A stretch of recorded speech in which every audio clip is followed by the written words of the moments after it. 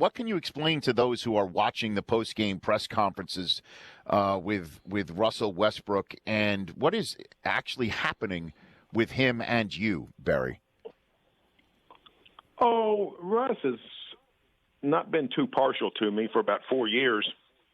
I don't really know what started it. I literally don't know. But about 4 years ago, he said he didn't like me. And so off and on over those 4 years, we've sort of had some valleys, I would say.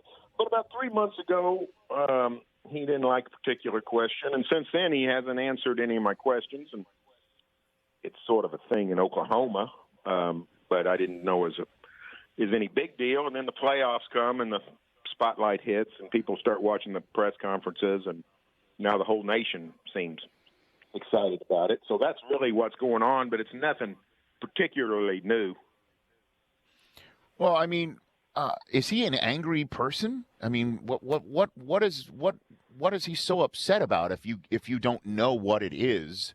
Haven't you spoken to him about it, Barry? No. There's not any kind of relationship there, and it's not just me. It's nothing personal. I don't take this personal because it's not personal. Russell doesn't really like anyone in the media. He doesn't have a relationship with much of anybody in the media. He's just sort of fingered me out, maybe because I've been around the longest. But there's no discussions. I mean, he's been in town 11 years, and of course I've been around forever.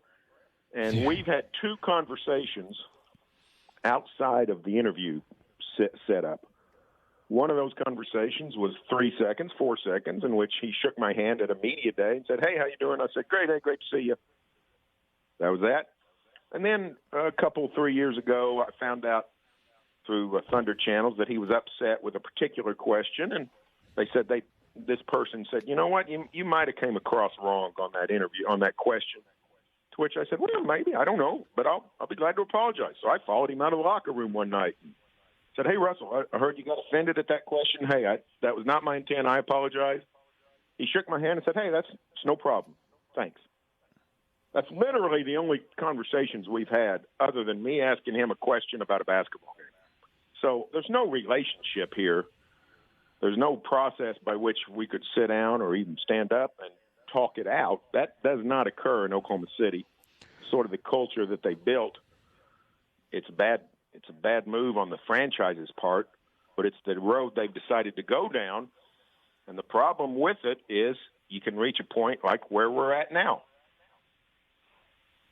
Well, and then my question, Barry Tramel, the Oklahoman here on the Rich Eisen Show. You know, people might be listening to us right now saying, well, poor member of the media not getting his questions answered, et cetera, et cetera. So to those folks, what do you think this does for the franchise there, and how has it affected, do you think, the team, the attitude that we don't have to answer to anybody or people that might represent the fan base? I mean, how does this manifest itself, this behavior, do you think, Barry?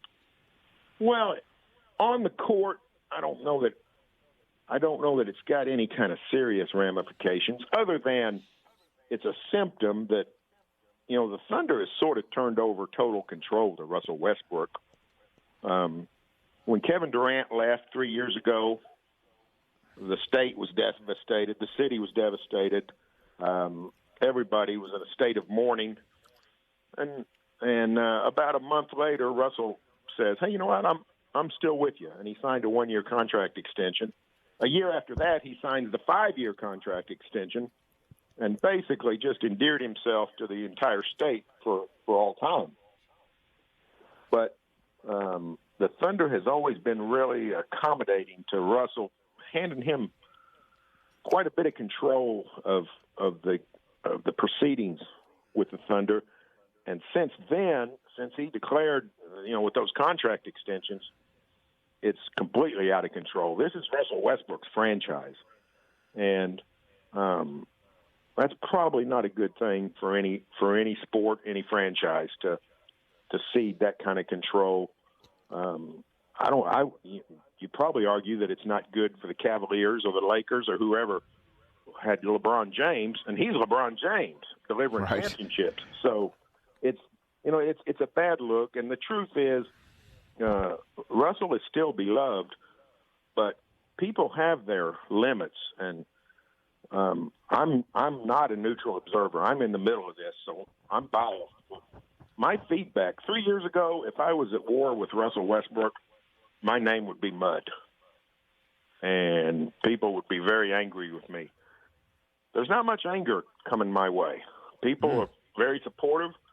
People inside the organization, people outside the organization, fans, people at the arena say, hey, I don't know why Russell's acting this way. Hang in there. So I think he's damaged himself, and I know he's damaged the franchise. And it's just very unfortunate because, I don't want this to happen, and I don't want the Thunder to suffer. But I also am not going to cede control. Russell tries to control everything.